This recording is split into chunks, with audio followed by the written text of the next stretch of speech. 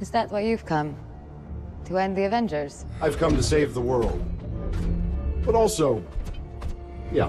What's going on, everyone? My name is Henry from Ahead of the Curve 94. Thank you so much for tuning in to another episode of The Shit Show. On today's show, we're going to talk about Avengers Age of Ultron, aka the second Avengers movie. Why is this on The Shit Show? Well, you know what, frankly, people, this is considered the ugly duckling of the quadrilogy. And you know what? I'm sick of this shit. Avengers Age of Ultron is my favorite Avengers movie. Let's go. Welcome to the Shit Show. First things first, people, before we read the plot synopsis. I am currently a little under the weather. I got a case of the sniffles, my itchy throat. There's a little bit of strain around my eyes, so yeah, full disclosure, if I sound off, I'm sorry. Let's do it here. Plot synopsis. In the film, the Avengers fight Ultron, an artificial intelligence created by Tony Stark and Bruce Banner, who plans to bring about world peace by causing human extinction. Wow, people, that is the most generic bullshit ever. This film, Age of Ultron, wastes no time getting crazy, people. You know that moment that we had to build up to in the first Avengers movie? You remember when they're all in that circle, we do that 360 shot? Okay. It's iconic. This film said, fuck that shit. We're giving you that in the first 5 minutes. As a viewer, you might ask yourself, where the fuck are we? Who is this person? And those two? How are we here? How the fuck did y'all lose Loki's scepter? In the first film, it was on top of Avengers Tower. How in the fuck did this go wrong? Who cares? We got Captain America censoring curse words and killing people with motorcycles. Who gives a fuck how we got here? That's my mentality. Who cares that these Sokovian accents are terrible? I sure don't. Who gave the order to attack? Herr Strucker is the Avengers. Can we hold them? They're the Avengers. This shit's awesome, okay? From the get-go, this intro pulled me in. We have the entire team working together with their little cute little back and forth banter that we all know and come to expect. This is the movie where I started to fall in love with Thor. I will never turn on you, Thor. Don't worry about it, okay? I got you. Why didn't I put this on the set? I have Iron Man 3, Black Widow, Civil War, and the bullshit Avengers. There you go. Get rid of that, okay? Thor goes right there. Now I'm hitting you with a lot of questions early on, but at least we have Clint, aka Hawkeye. But unfortunately, people, we also have the Black Widow Hulk storyline, which comes out of fucking nowhere, and the movie comes to a complete halt to tell this unwanted story, okay? We're gonna dive deeper into that later. Don't worry. So our 6 Avengers are trying to locate Loki's scepter, which for some reason they lost. Sure. So now they're chasing this person, Baron von Stryker, if I'm not mistaken, played by this guy who's a famous character actor I've seen in a million things. Actually, as of right now, I'm editing the King Kong review, and he's all over that movie. Stryker is doing some shady shit, people. He's gone way beyond the Call of Duty, people, okay? This guy is a monster, okay? He's taking parts and adding shit, experimenting with the Mind Stone of all things, people. Yeah, this is back when the stones were super important. Do you remember that shit? Just I don't know, 6, 7 years ago? Phase 1, Phase 2, and 3 are just covered with those fucking stones. He experiments on 2 people known as the Twins, played by ATJ, aka Aaron Taylor Johnson. And of course we have Wanda, who's still in these movies currently, played by Elizabeth Olsen, okay? Such a babe. These two being twins is kind of weird because the year prior to that, those two were a married couple in Godzilla 2014. Just two perfect people together. I'm crushing on both, okay? Full disclosure.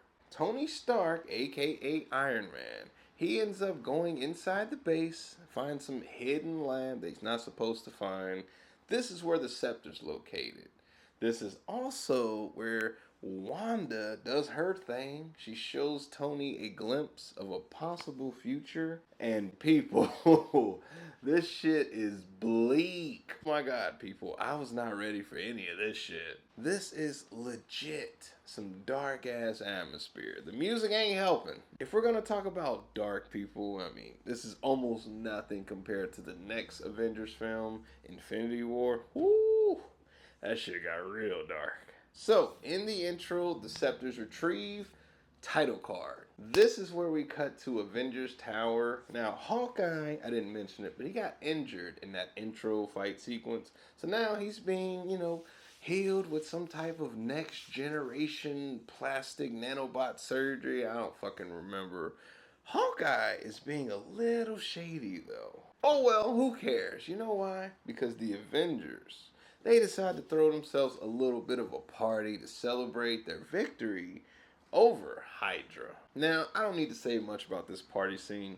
It's fucking awesome, okay? It's all over the internet. I feel like people who shit on this film as a whole, generally speaking, I think the overall reception is that, hey, we love the party scene because it's just the characters talking shit and bonding. It's just a bunch of cool and cute moments. And also you have fucking, Natasha and Bruce who just keep flirting still.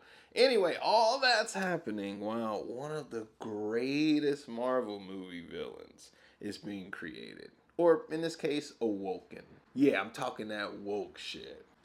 Alright, seriously, people, say what you want, but James Spader as Ultron, I mean, that performance there, oh, man, dude is hilarious. One of my favorites of all time, clearly. Overall, his vibe is dark, but it's full of comedic one-liners. It's kind of like this movie in general, to be real with you. Like, this movie is far from perfect, but I had such a goddamn blast watching this. Good thing Ultron is going to be around for multiple Avengers sequels and TV series, We all love that Ultron Disney Plus show. You know you watched it. Of course I'm kidding, people, but let me put a fake thumbnail here just in case, Why not? Sure, it all comes down to AI wants to kill humans. We've seen Terminator, for example. I figured with AI being so common and rampant these days, it's a very topical discussion of the times. And sure, people, we've seen this, a million other, franchises. I get it. But for some reason, this one right here just really clicks with me. Shit, I saw this in theater twice. Just to put that in perspective. Do you remember before we had Vision? Some of you are probably like, no, I sure don't remember that. Tell me about it, Henry. Okay, I got you. Two people in the back. Paul Bettany as Vision. One of the greatest characters, I feel like. Just cool, suave, just hilarious unintentionally. Before Paul Bettany played Vision, people, he voiced Tony Stark's personal AI, Jarvis. Now, this goes back to the very first film, Iron Man, the original, 2008. Okay, so, these seeds were planted 7 years prior. You might be wondering why I'm talking about Vision. What's that got to do with anything? Ultron, this next level complex AI, he assimilates Jarvis. He basically kills him, essentially, just cuts the lights out, and then he uses Jarvis to take over Avengers headquarters. And it's fucking dope. Had to kill the other guy. He was a good guy. You killed someone? Wouldn't have been my first call. Ultron escapes through the internet? Do I understand any of this? Hell no. I don't understand that techno gadget gizmo. I don't know that shit, people. Apparently, Ultron's out, though, okay? We have fucking problems. Do you want to know why that's a problem, people? His ass could get hold of nuclear launch codes destroy this fucking Earth if he wanted to. Just like that. I didn't mean for that to be like a, Thanos snapping things out of existence, but it's fitting here. Fuck it, we'll keep it in. People, okay, the Avengers assume that Ultron's after nukes. It turns out, no, he's here to recruit the twins. Unfortunately, people, and this hurts me to say, this is where they give a lot of dialogue to Wanda specifically. Now, Pietro does get a few lines here and there. He gets to explain his side. But people, oh my God. Elizabeth Olsen's accent, it's horrible. It is distracting. It pulls me right out of it every time. Now, if you notice in Civil War, for example, which was the year after this, that shit's just about gone. They don't even mention it, okay? This was a huge misstep. Once these two explain their motivations behind why they were signed with Ultron, I kind of understood, okay? It did add a little bit to their backstories, and, I sympathize with them a little bit. I think they're going about this completely wrong, but, hey, I'm with it. Ultron admits that he needs Wanda specifically, okay? Now, Wanda, if you're not aware, is possibly the most powerful person in the universe. I'm not sure, don't quote me on that, but she is up there. I mean, she almost killed Thanos if it wasn't for the fucking Hail Mary rain fire moment. If it wasn't for that, she might have got the drop on this big ass. This is where the Avengers deduce that Ultron is actually going after vibranium. Now, I didn't bring out my copy of Black Panther for this because he's not in it at all. They do mention Wakanda one time, that's about it. This sequence, okay, this is actually the beginning of... This leads directly into what is my favorite sequence in the whole movie, but we're not quite there yet. So, we go to Africa, some black market that's off the books. This is ran by Andy Serkis, playing Claw. Specifically, as Okoye would say it, Ulysses Claw. That was a horrible impersonation. Denai Guerrero, please don't come after me for that one, okay? I could do better. Actually, now that you're here, I said it. And look at that, people. They were right. This is exactly where Ultron is going. Unfortunately, they're a little bit too late, and the huge transaction for a shitload of vibranium, it's already occurred. And get this, people. If you saw Black Panther 1, you might have asked yourself, who the fuck is that guy with the arm cannon? This is how he got it, okay? He said something that pissed Ultron off just for a moment, too. They clearly are telling us you cannot fuck with Ultron. You can't reason with them either. But yeah, homie loses his arm, and I can't believe I'm saying this, but it's in a hilarious fashion. Holy shit, Ultron. I'm gonna need you to calm down with being so goddamn iconic here, okay? I'm pissing my pants. What ensues is this huge brawl between Ultron, the twins, versus the Avengers. They destroy so much shit in their wake. You could take one glimpse of this and just assume that it looks generic. I get it. But once we introduce Quicksilver into this, Pietro, it really steps up its game. Sure, people, I'm having fun with this, but wait until Code Green occurs. What the fuck is Code Green? This shit right here.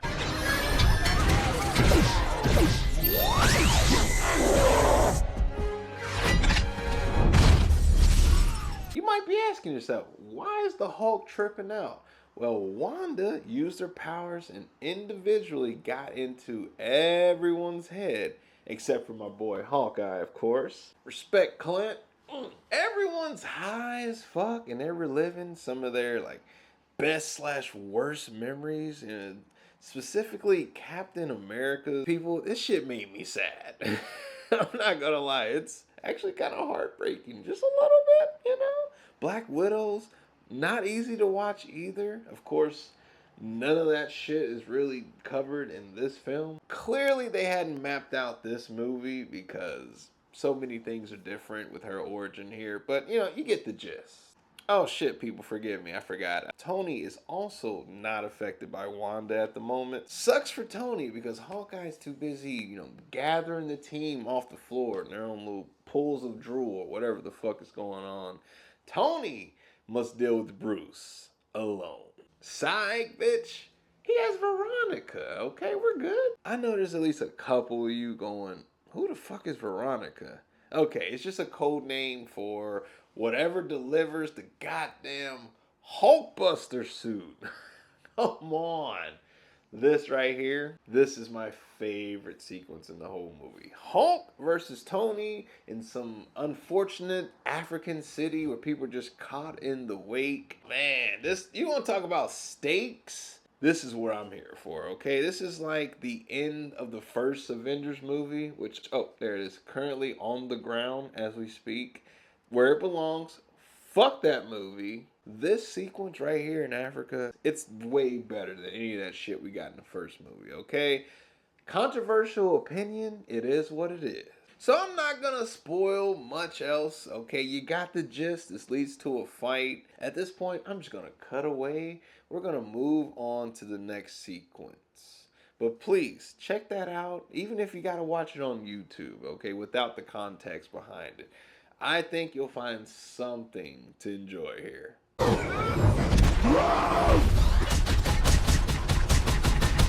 to sleep, go to sleep, go to sleep. After all that crazy shit happened, everyone's all sad and somber. Remember Hawkeye earlier was being a little shady? What the fuck's going up with him? Turns out, people, this man has a whole ass secret family in some secret unmarked farmhouse. Hey, Linda Cardellini's his wife. Her name is Laura? That sounds right. I'm gonna go with Laura. Now, a lot of people complain that this farm sequence really stops the movie and just grinds things to a halt. For me, I thought this was a perfect way for everyone to sort of regroup, recap whatever's going on. Me personally, I kind of needed this shit after the Hulkbuster scene. Also, of course, this is an Avengers film, at least an early Avengers film. Where the fuck is Nick Fury? And then his ass arrives. He shows up just enough. Now, don't get attached to Samuel Jackson, of course. He doesn't show up a lot in this movie. He's probably in it for about 15 minutes at most. But he is here to set everyone on their correct paths to save the world. Oh shit, I'd be remiss if I didn't mention the fact that at the farmhouse, Thor says, fuck it, I'm out of here, and deuces out. He must go with the doctor from the Thor movies and get into some weird pool and get a vision of why fucking Asgard is heading to hell. It's all set up for Thor Ragnarok, one of the better MCU films, which we'll cover someday. It's also setting up Thanos holding the goddamn Infinity Stone. So, yeah, seeds are planted in this one. At this point, they're like, no, fuck planting, we're watering these bitches, okay? We planted these years ago. Okay, I've been bragging about this movie so much. Let's also talk about another negative point. At the farmhouse, Natasha and Bruce, we almost come to a climax of sorts for these characters, at least for this storyline. I don't mean to come off as facetious, but we don't need this shit. This is out of nowhere. It just still, it's weighing the movie down. Bruce turns her ass down for like the third time in the movie. Nothing happens. No means no, Natasha. Oh yeah, of course, we're also setting up the next big MCU film, at the time at least. It was going to be Civil War. Just the very next year, you have Iron Man taking on Captain America. They set this up really well. The tension between these two, I mean, it was always high, but in this one, they get into a few little spouts. They even get to a little small little tussle. That's the word, tussle. I was like, oh shit, it's coming. We finally tracked down Ultron, and he is building a better version of himself. Inside this cradle lies his perfect vision. okay, what he thinks he should look like. And he's made out of vibranium, also infused with the Mind Stone.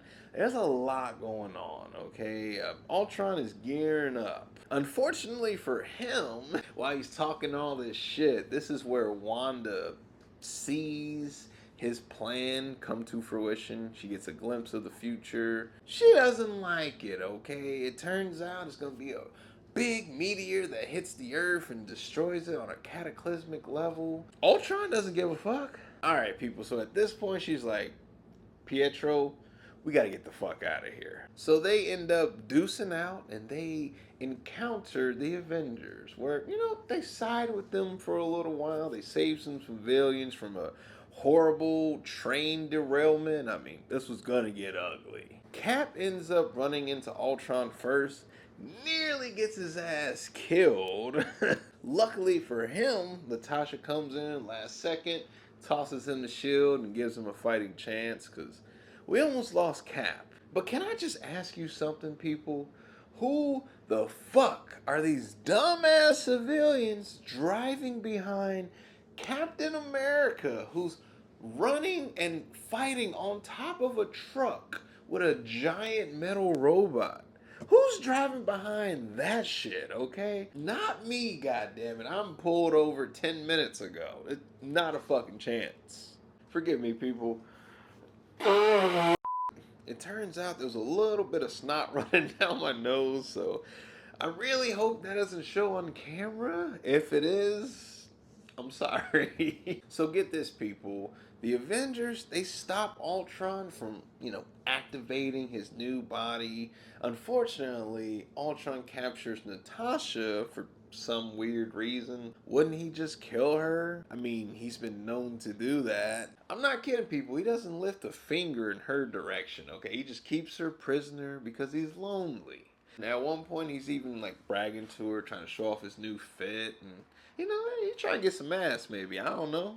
So while that's happening, the Avengers are trying to figure out what to do with the body in the cradle. Of course, they're divided. No one quite agrees with the other. And this is actually where we get our little Civil War, tease, if you will. Thor comes in and says, fuck the bullshit. I'm gonna destroy this thing. Comes in with the hammer and just, lays down the thunder and lightning. But wait, people. Thor, he's not killing them. Thor ends up turning this bitch on. Insert Vision. Played by Paul Bettany in the flesh. Kinda.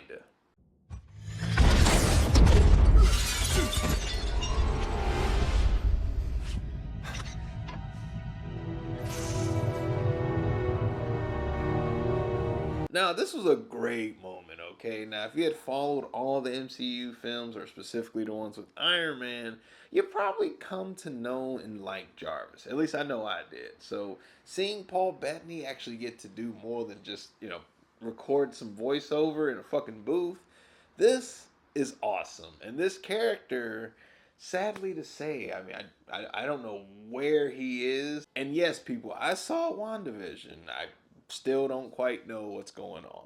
But this character is severely missed today. Vision is what we're gonna call him. And what a fucking intro. The cinematography, the music, it's just so badass. And of course, dude is chill as fuck. And best of all, he is worthy enough to wield Mjolnir. Okay, come on. I mean, if you needed a fucking test, this is it right here. Let's fucking go. The third act, people, is basically the last 40 minutes of this film. This takes place in the twins' hometown of Sokovia. This is where we gear up. Tony, since he lost Jarvis in the first act of this film, he activates his new AI, Friday, played by don't know who. Nice touch to have the team actually, round up civilians in this movie and try their best to evacuate. It won't always make sense later, but we'll get into that. For the most part, though, yeah, this is what the first film didn't have. And, of course, I guess we wouldn't have this without the first film, but that was one of my bigger issues watching that one back in the day. It's like, these are the heroes?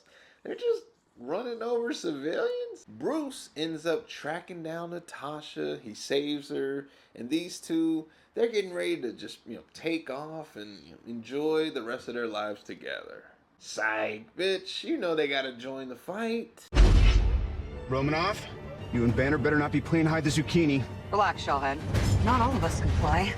Yes, people, this shit is insane, and I am loving it. It's full of just about every superhero cliche that I can think of, and yet I'm having a ball watching this shit. It just does not make sense. Sadly, people, Quicksilver, Aaron Taylor Johnson, he dies trying to save Hawkeye and some unnamed kid. Sure, it's a heroic moment, but it is full of, like I mentioned earlier, cliches. Also, this entire film has been setting up Hawkeye to take the big L, okay? Yeah, we expected him to die in this one based on all those almost moments where he just, barely got out. They even have a moment with his wife where he's like, I'll be back. And we're gonna finish that project or whatever. Like, anytime you make plans, you want to start planning your funeral as well, okay? If you're making plans for the future, that should include your funeral because it's coming. So Ultron decides randomly, fuck this shit, we're gonna take Sokovia up. Yes, the whole fucking city. He just uses vibranium and they just lift up, okay. Look, I just need to know because the city is flying. Okay, look, the city is flying. We're fighting an army of robots. And I have a bow and arrow. None of this makes sense. All this goddamn vibranium, and there's no Black Panther or Wakandan anywhere in sight? I don't know about that one. Yeah, people, this shit is not perfect. Another moment I want to highlight. While the city's flying up, someone in a car falls down and they're about to meet their doom. Luckily, Thor comes in, saves them, and they're like, yay! Why is he taking us up? What the fuck? Is it stupid? Yes. But tell me that this shit isn't fun, okay? My nips are getting hard just thinking about it. Oh yeah, people, Nick Fury arrives almost at the last minute with escape vehicles for everyone. They evacuate the entire city while mid-air, okay? I mean, this is badass. And also, the sidekicks are here. We got War Machine, Falcon, who is currently Captain America. Yes, people, believe it or not, there's actually room for 2 black people who aren't racist stereotypes. Rhodey, you on it? Oh no, I didn't say you could leave. War Machine coming at you, right up.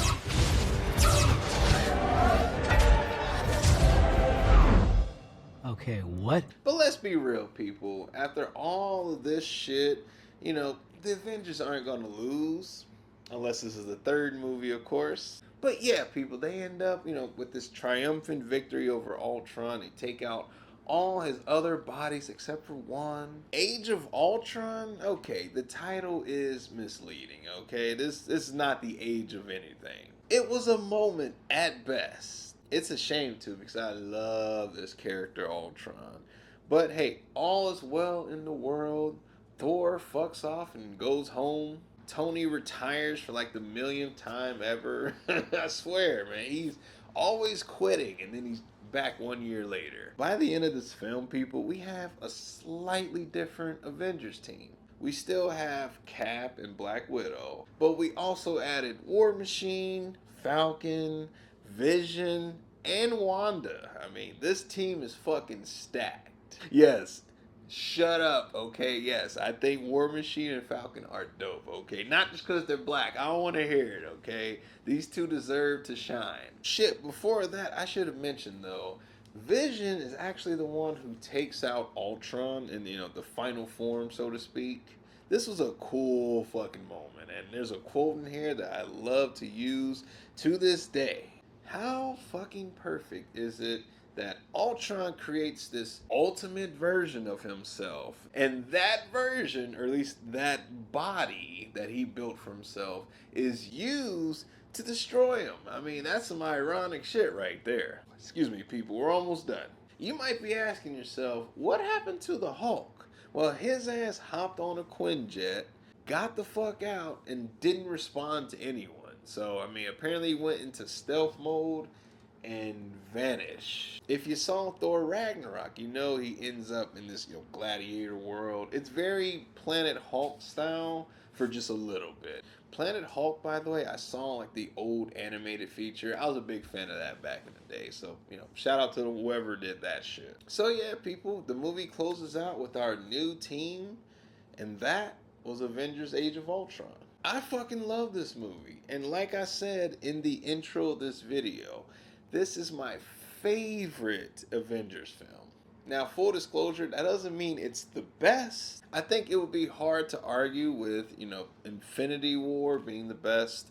A lot of people say Endgame is their favorite. It's a lot going on in Endgame, but it's not like a real movie, and I don't know quite how to explain that. It's more of an event than anything else. Infinity War is a film through and through. Now, as a bonus, I'm just going to rank all 4 Avengers films. As of this recording, Doomsday comes out next year, and then Secret Wars the year after. Let's just get this shit out the way. In first place, we have Infinity War. In second place, we have Age of Ultron. Yes. Third place, Endgame. Fourth place, the first one. I don't care. Fuck that movie. There's a reason why it's on the ground right now as we speak. Before we get out of here, we need to wrap this up with a proper rating. Now, since this is the shit show, we have 2 rating scales. One's going to determine whether or not it's a good, bad movie or a bad, bad one. And the other one's just the old classic rating scale. So, in the case of Avengers Age of Ultron, I'm going to go with a rating of high class fuckery. Okay, yes, this is a great bad movie. Fuck a good one, this shit's great. On my regular scale, I'm going to go with a high. The highest possible added to the collection. Okay, yes. This one is just on the fucking verge of being the highest rating possible, which is a new religion rating. Honestly, I could probably come up with a better term instead of new religion. All it means is that I'm praising this movie and I'm going to put it on a shrine later. Long story short, it's going to be immortalized within me forever. That's what a new religion film is. Age of Ultron is right on the cusp, as I said earlier. Whew! Alright, people. I gotta say, I think that is everything I have to say about Age of Ultron. It's been a long, but also really short 10 years since it released. It came out at a really pivotal time in my life. I would definitely recommend it if you have about, 2.5 hours to kill. There's going to be some bullshit in this film. This is not a perfect one, as I stated earlier, but there's a lot to enjoy here as a casual fan. So if you're a hardcore fan, I feel like this is kind of built for people like us. So whatever it is, thank you so much. I appreciate every single one of you. I love you all. If it wasn't for you watching this, I wouldn't be here doing this shit. So, once again, this is not lost on me, and thank you. My name's Henry from Ahead of the Curve 94, and I'm signing out, y'all. Deuces! Hey, it's me again, the guy from the thing you just watched. Feel free to check out one of the 2 videos on your screen currently speaking. You can't go wrong with either or. Thank you so much. This time, it's for real. Deuces.